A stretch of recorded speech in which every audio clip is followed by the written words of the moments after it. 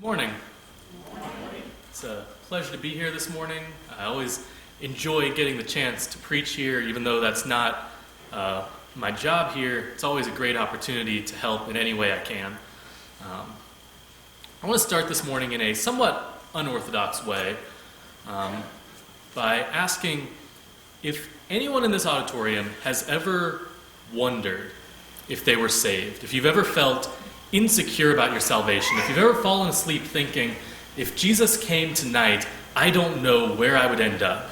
If you've ever had those thoughts, just raise your hand. I want to get a feel for who all's worried about this. I think it's a common concern. It's one that I don't think any Christian goes through life without wondering about, because it's such a big part of what we do as Christians. We strive towards salvation. And it's terrifying to think that everything that we do, everything that we commit to God, and it might all end up in vain if we die and don't get to go to heaven. It's a huge worry. And it is a valid concern. Don't get me wrong. If this is something that you're struggling with, if this is something that you're worrying about, you're not alone. But this morning, I want to take some time to help you guys to understand and in the process help myself, because I say a joke. I always say, and it's not that much of a joke, that the person who gets the most out of the sermon is the preacher. Because through the process of preparing for this, I feel like I've grown as a Christian in ways that I never would have if I hadn't made this lesson. I want to talk about how we can be secure in our salvation, because we can. I want that to be known up front. We can know that we are saved. We don't have to worry about it. The verse that Will read for us, 1 John 5, the verse that Bill read for us, 1 John 5:13. I write these things to you that you may know you have salvation. That's the Apostle John writing, John the Elder, as he's known in those books, writing that you can know you have salvation. He doesn't use that word lightly. He doesn't say, I'm writing that you can think you have salvation, that you can be 95% sure you have salvation. You can know 100%, and we can too. So this morning, my goal in the end is when we close out, everyone in this auditorium should be able to know if they are saved or not. If Jesus came as soon as I get done speaking, wouldn't that be a great invitation? If we can help you in any way, please come as we stand and sing, and Jesus comes. If Jesus came at the end of this sermon, everyone in this auditorium should know where they're headed. Insecurity is a big deal. I meant to progress to the slide before that. Insecurity, indecision, not knowing, it's a big deal. It's something that we all struggle with. Like I said, I think that we can know. I'm going to give you 4 questions to ask yourself. 4 questions. And I'm going to go ahead and give you a cheat sheet. I love those. There was once in middle school when I found the answer sheet to the test before we took the test. And I was a goody two-shoes. I was what we call dumb. And so I gave it to the teacher, and she changed the answer sheet. I shouldn't have done that. Well, it was the right thing to do, but if I wanted to pass the test, I shouldn't have done that. I found the answer sheet. Well, guys, I'm going to give you the answer sheet before we get started into any of this. 4 questions. Yes, yes, yes, yes. If you can answer yes to the 4 questions that I'm about to ask, that we're going to go through, you can know beyond the shadow of a doubt, with complete certainty, that you are saved. That if Christ came, you will go to heaven. If you can't answer yes, well, we have a great series of texts, 66 books that tell us how we can get to a place where we can answer yes to all of these questions. So if you can answer yes to them, that's great. If not, there's a lot of room for growth there, and that's a great place to start. I'll go ahead and say, if you can, there's still room for growth. There's always room for growth as a Christian. That being said, let's go on to the first question. Oh, before we get to that, I want to talk about this for a second. This is just something that I want to bring up because I think it's worth talking about. This comes from Doug Burleson. He is Dr. Doug Burleson. I think he would be mad if he knew I was calling him doctor, but he is. He's one of the preachers at Estes Church of Christ. He's also one of my professors. And he gave me this chart. And it's what I call hopscotch salvation, where you live your entire life in sin, you're living for yourself, you don't care about God, and so you're on the lost side of the line. And then you learn about God and you decide, I want to be baptized, I want to be part of that, and now you're saved. And you go for a while, you're saved, you don't mess up, but then you mess up a little bit. No one's perfect, you sin, and you're back onto the lost side. And then you go to church Sunday morning, you think, oh man, I've messed up, I've sinned, I have to be forgiven of this. And you ask for forgiveness, and you're back over to saved. And every time you sin, you go back to lost. And every time you pray for forgiveness, you go back to saved. And you just jump back and forth between them. That's why I call it hopscotch salvation. Because whether or not you're saved really just depends on if you've prayed for forgiveness more recently than you've sinned. Man, this is terrifying. That phrase that Dr. Burleson has at the top, Lord, please let me die on the right side of the line. Man, that's terrifying. Because at the best, it's a coin flip. If you are leading the absolute best life you can, it is 50-50 which side of the line you're on. And most of us aren't leading the absolute best lives we can. For most of us, it's more, I hope I die while I'm in the 30% of my life where I'm on the saved line. Here's the thing, salvation doesn't work this way. We don't have a hopscotch salvation. God is not trying to get us to mess up. He's not just waiting for us to commit a sin so he can say, oh, you lost your salvation. We talked about this in the youth group a while back. We called it the trigger finger God, who's pointing a gun at us, just waiting for us to mess up so he can blast us down into eternal damnation. That's not the God we serve. We don't have a hopscotch salvation. And so I want to get this out of the way to start, because this is an idea that a lot of people have about salvation that, first off, is just wrong. Second off, is terrifying. Man, I'm glad we don't serve a God who set up salvation like this. Instead, we've served a God who set up a salvation in a way that, well, we'll get into that. I'll go ahead and move on to the next slide, and we'll talk about this as we go. First question, am I trying my best? Am I trying to do what's right in God's eyes?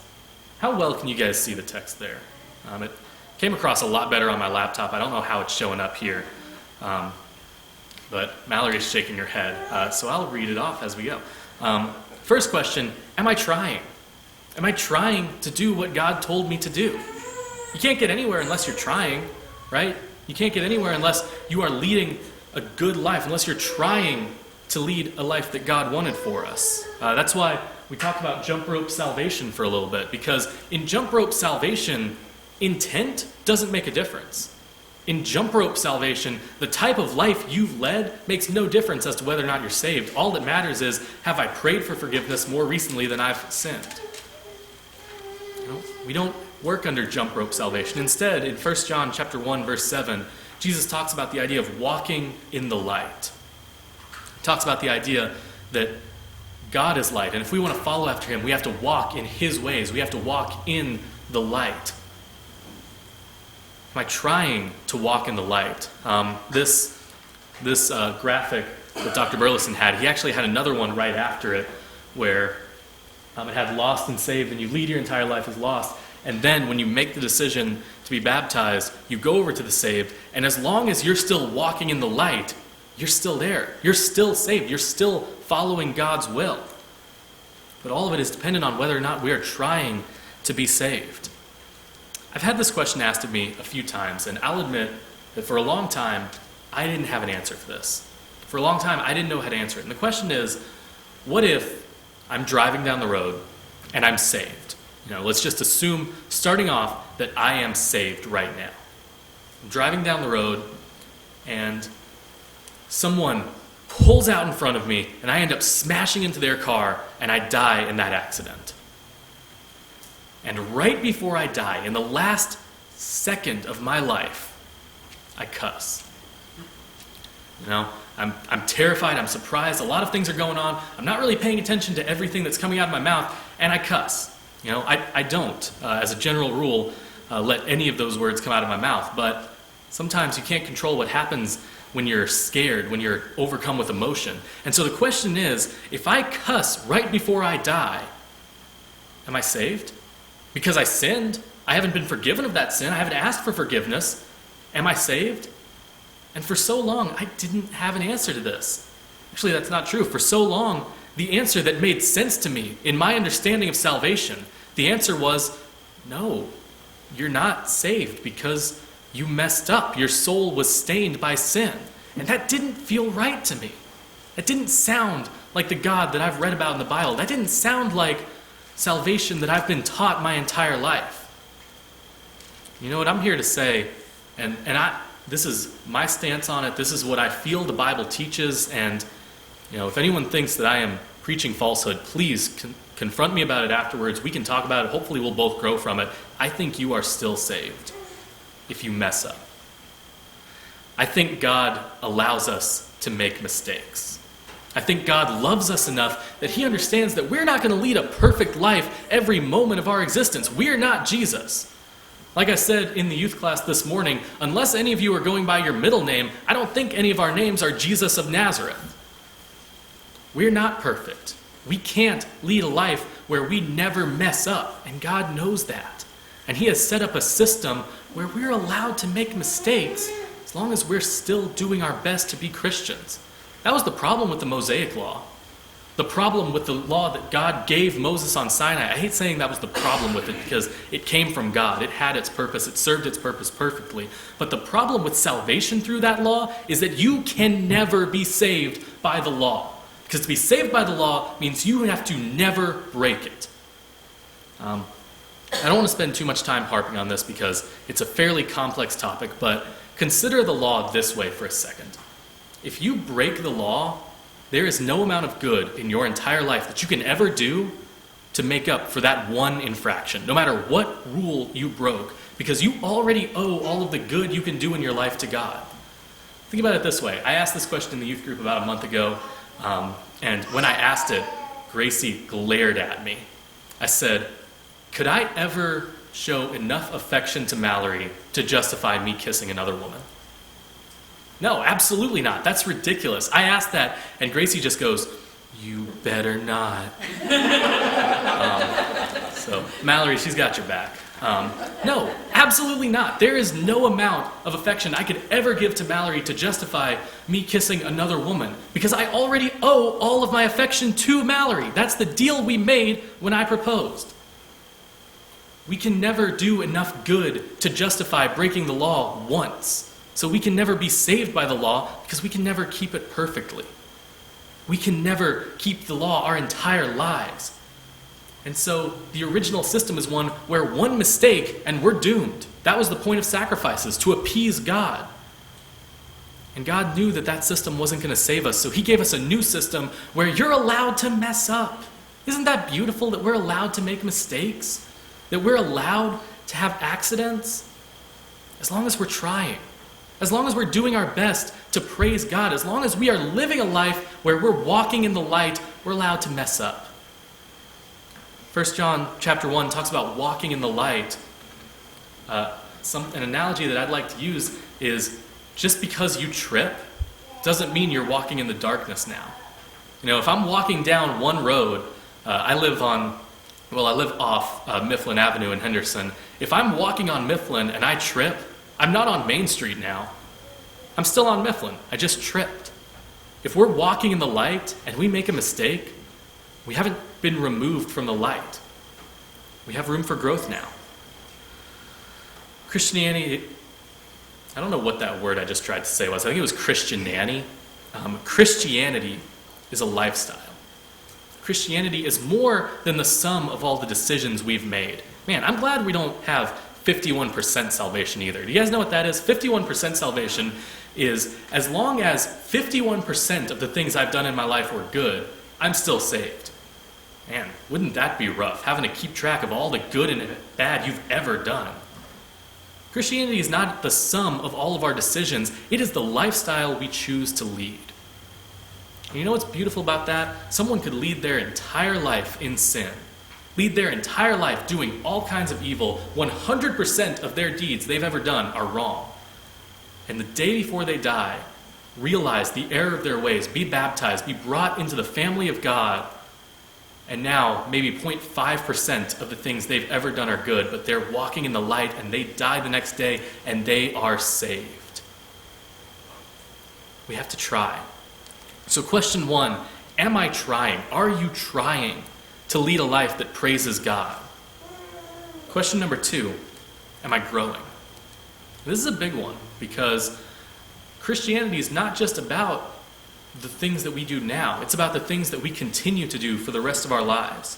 1 Corinthians chapter 3, verse 2, I fed you with milk, not solid food. Here, Paul goes ahead, he sets up the fact that as Christians, we're supposed to grow. You start off with milk, you go up to meat at some point. You're not supposed to know everything in the world there is to know when you're baptized. That's when you're on the milk. And so the question we have to ask ourselves, am I growing as a Christian? Am I growing? It's really important to ask because Christians are defined by 2 relationships. We as Christians, we are defined by 2 relationships that we make. First off, our relationship with God. Are we growing with God? Are we getting closer to God? Are we praying to Him every day, learning from His Word every day? Because in a relationship, if you're not growing together, you're falling apart. That's how relationships work. It's either growth together or decay. I have written on the next point, stagnation is decay. If your relationship is stagnant, it is dying. So in this relationship with God, are we trying to grow? And the second big relationship is with His Word. And guess what? Our relationship with the Bible influences our relationship with God. And our relationship with God influences our relationship with the Bible. I say it's 2 relationships. It's really one relationship shown in 2 different ways. Are we growing with God? Are we learning more of what God wants? I make a really big effort to connect with the youth in every way that I can. And sometimes that comes across in different ways, okay? If I want to talk to Lex, Lex isn't here, so I can make fun of him. I'm just kidding. If I want to talk to Lex, I got to talk about things that I don't really care about that much.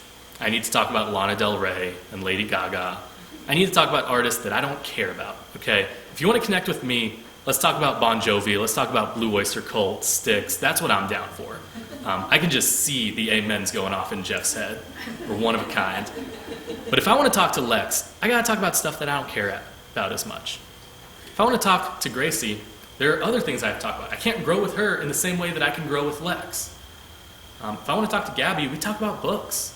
We talk about Harry Potter and Hunger Games. I'm bringing Gabby a book on Wednesday that I think she's going to like. Relationships are unique, and you have to find a specific way to grow about them in each of them. The way that I connect with Cooper, we make fun of each other. I mean, look at his hair right now. I mean, I'm just messing with you, Cooper. We make fun of each other. We pick on each other. He was about to ask me in class this morning how I dealt with balding at such a young age. I'm not quite there yet. I'm almost there. It's how we grow. The same thing's true with God. We have to find the way to connect with God. We have to find a way to grow in our relationship with Him. And that's not going to be like any other relationship we have on earth. I'm not going to make fun of God. No matter how close I feel with Him, I'm not going to do that like I would with Cooper or Mallory or any of my roommates. If I want to talk to God, if I want to grow in my relationship with Him, there are specific ways that I have to do that. Prayer, scripture reading, worship. It's important to grow in our relationship with God, and it's important to do it on His terms. This is a really cool chart that I found describing what's known as the Wood Wide Web. I didn't mispronounce that. Wood, W-O-O-D, as in like a tree. And it shows how underneath the ground, you see a forest, and you see all of these trees, and you think these are each unique, standalone trees. Each of them is individual, separate from the other. The truth is, that's not how it is at all. They are all connected underneath the ground, where their roots will connect together. There are times where you can actually do this if you're good enough with plants. I'm not. You can have something growing out, like a new tree growing out, and have a stick, and you can graft them together, where a dead stick becomes part of a living tree. All of these trees are connected. So every one tree understands what's going on in the rest of the forest. In fact, grass also does this, and if you mow grass, you guys know that like unique smell that comes when you mow your lawn? That smell is letting the rest of the grass know that you're coming. That, chemically speaking, that's exactly what it is. That smell is letting everything else know that someone is killing us. Mushrooms do the same thing. It's called the mycelial network, where all of them are connected. That's what Christianity is supposed to be about. where we are all connected to each other, and most importantly, we're all connected to God. So question number 2, am I growing? Am I trying? Am I trying to live the life that God wanted for me? And am I growing in that life? Question number 3, here's a big one. Here's the one that I think gets the most people. I don't think the first 2 are huge problems for most Christians. I think most Christians are trying. I think most Christians are growing. Here's the one that I think gets most people. Am I acknowledging my sin? This one's hard. This one's really, really hard. To admit that there are things going on in my life that I'm not proud of, that God is not proud of. It's hard to admit that there is sin in my life still. I've been a Christian for 12 years now. I was baptized when I was 9 years old. Some would say that's too early. Honestly, I disagree. I don't believe in an age of accountability. I believe in a condition. But I was baptized when I was 9. I've been a Christian for 12 years, and there's still sin in my life. And guess what? When I'm a Christian for 40 years, there will still be sin in my life. When I'm 49 and bald. When I've been a Christian for 80 years, there will still be sin in my life. The big question isn't how do we get rid of the sin, it's how do we acknowledge it. Romans 3, verse 23, one of what I have previously called one of the most depressing verses in the Bible. In context, it's actually an incredibly uplifting verse. All have sinned and fallen short of the glory of God. We've all messed up.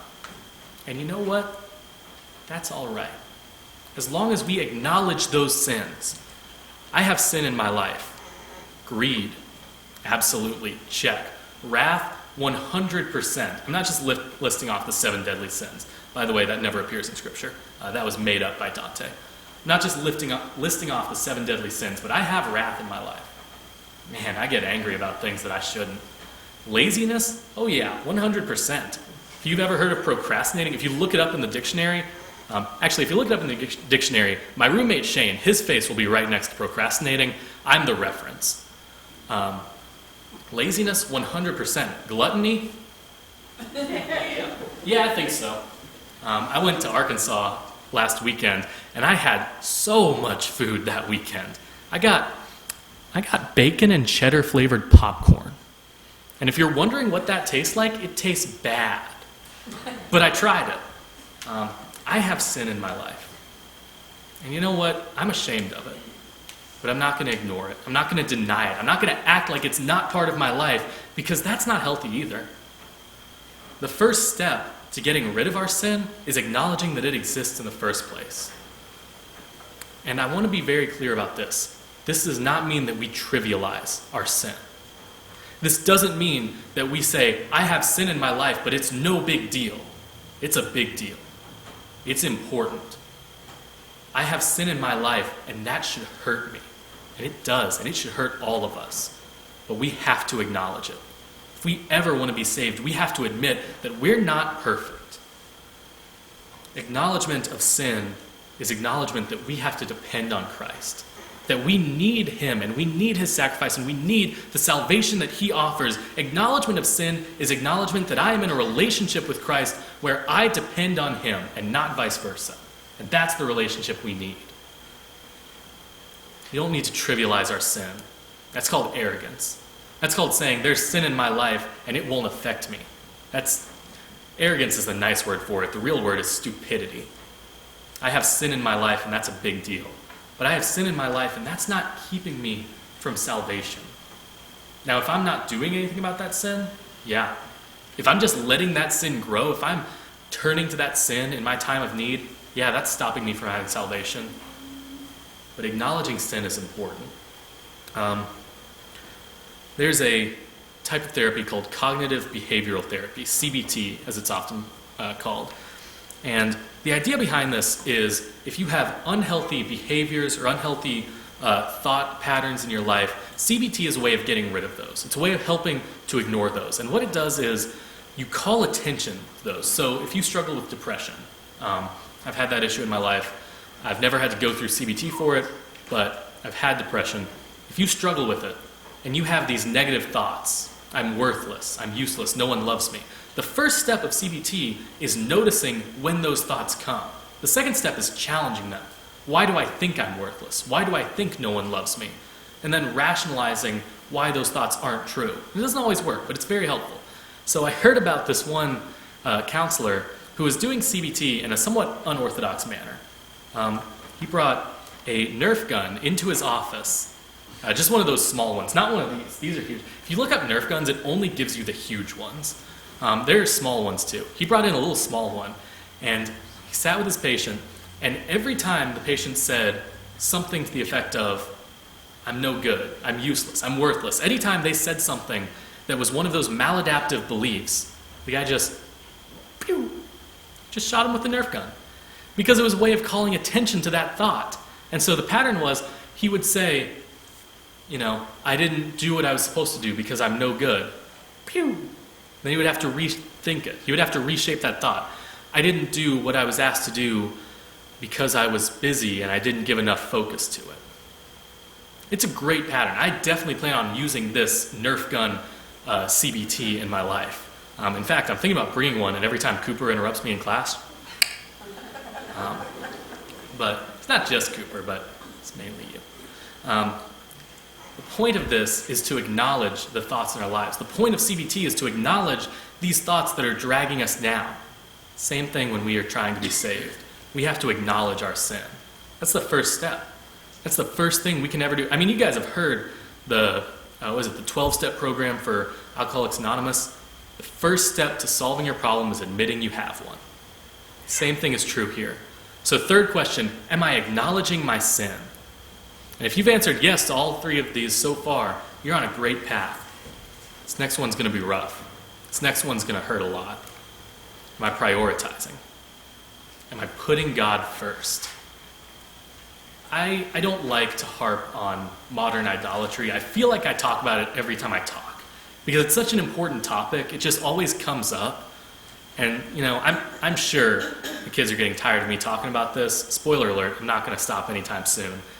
But am I prioritizing what's coming in my life? Am I putting God first? We don't serve Zeus or Thor or a Nazi or any of these pagan gods that used to be served. In fact, there's a book written by Neil Gaiman. He's one of my favorite authors in the world. He wrote a book called American Gods, where all of the old gods, all of the Norse gods and the Greek gods and all of those are coming together, and they're fighting against what are called the modern gods. Technology, media, beauty, these new things that we are so driven towards, that we are so committed to, that we are putting them before everything else in our life. Are we putting God first, or are we paying attention to the modern gods, the modern idols, the idol of media? This thing right here, it's really cool. It has a neat little feature that happens recently where it'll tell you the average amount of time you've spent on it over the week. I'm not going to say how high mine is because I don't want anyone judging me. But it's higher than it should be by a good margin. Now, part of that is that I legitimately use it for a lot of useful things. I use it to read. I have a lot of books on my phone that I read all the time. I use it to play Sudoku every morning. Start off every day by solving a puzzle. I fall asleep listening to music, and that counts as time that I'm on my phone. So it's not quite as high as it'll tell you. It's still higher than it should be. Because we put technology above God sometimes. We put media above God sometimes. All of these people who we want to be like them. We want to be like these cool people, these influencers. And so we put that above God. Are we prioritizing what comes first in our lives? The story of the rich young ruler, as it's often known, is a really interesting one. Because it's about something that I didn't realize for a long time. I used to think that this story was about what the rich, or what salvation means to the rich. When I was younger, I thought this story was all about being rich. It's not. That's part of it. But it's not all about that. This story is about priorities. This story is about a young man coming up to Jesus and asking, what do I need to do to be saved? And Jesus says, follow the commandments. Follow the law of Moses. Keep these rules. And he says, I've done that. All of my life, I've done that. I've kept all of those. So you're saying I'm saved. And Jesus says, go and sell all that you have and give it to the poor. And he went away sorrowful. Some of the saddest words in the entire Bible. He went away sorrowful. I think those are up there for me for the saddest words in the entire New Testament, along with almost persuaded and Father, forgive them, for they know not what they do. Man, that's heartbreaking, because that means that he went away after telling Jesus, I've done everything I've been commanded. I've followed the law my entire life. I need to go to heaven because of this. I deserve it. He goes away sad because he can't put God first. Because despite all of that, he still cares about his belongings more than he cares about eternal life. After everything that he's done, he still can't put God on the throne of his heart where he belongs. This story isn't about what it means to be rich. This story is about what it means to put something above God. It means that you don't have salvation. It means that you are not leading the life that God wants you to lead. And it's hard. I've harped on this a few times in class about things that we do instead of coming to church, about, if we want to sleep in. I was bad about that freshman year. If we want to go off on a trip, go fishing, go camping, anything like that. But idolatry, modern idolatry, is so much more than that. It's when something is more important than God. I went to a youth rally a while back. It was a really good one. It was called the Ultimate Youth Rally, and we had an Ultimate Frisbee tournament while we were there. And my team, the Estes Church of Christ Youth Group Frisbee team, as we were called, it's a really fluid title, just rolls off the tongue. We got into the finals of all the youth groups there. And there were a lot. There were 16, but still, that's a good bit. We got into the finals, and we lost the first game.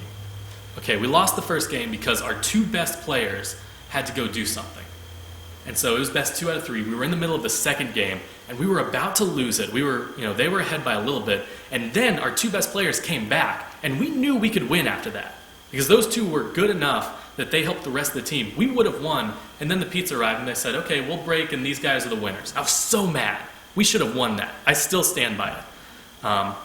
That's not the point of any of this. I just want to tell you guys that we should have won. The Ultimate Youth Rally, the theme of it was all about what do we put first. And so they had this giant cardboard pillar that had a giant number 1 at the top. And it was a first place trophy.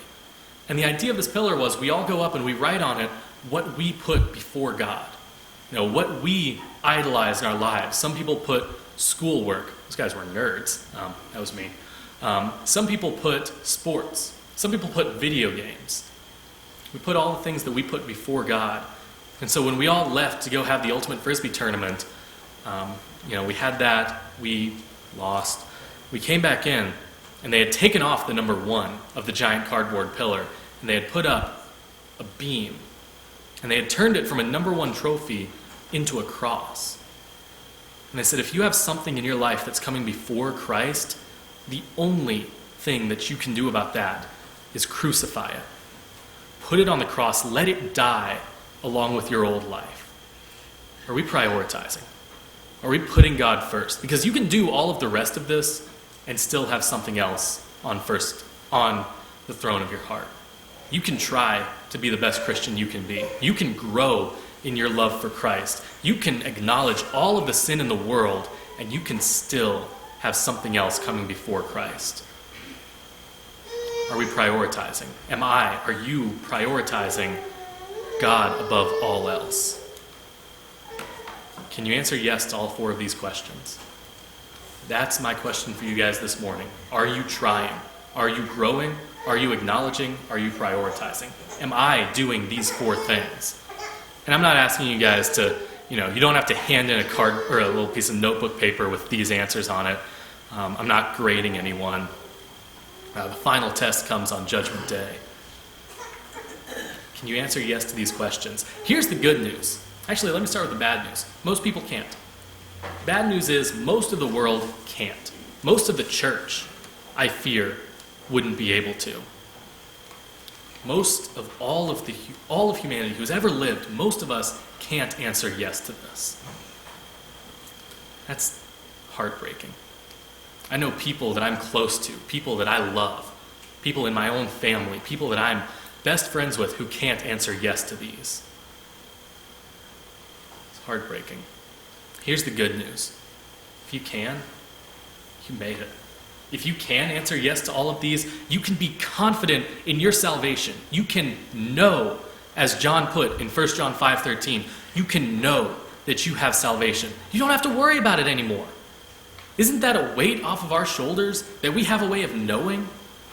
Now that doesn't mean I answered yes to all of these, so now I'm good, I have salvation, I can go the rest of my life doing whatever I want. You have to keep being able to answer yes to these. I would ask myself every morning, am I still putting God first? Am I still growing in my relationship with Christ? Am I still acknowledging my sin?